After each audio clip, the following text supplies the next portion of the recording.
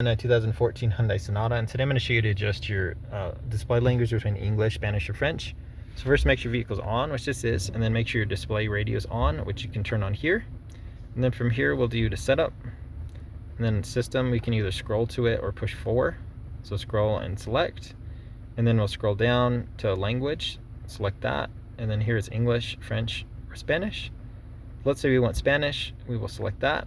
And then after just a moment of prompt here, it'll just update the whole system to Spanish.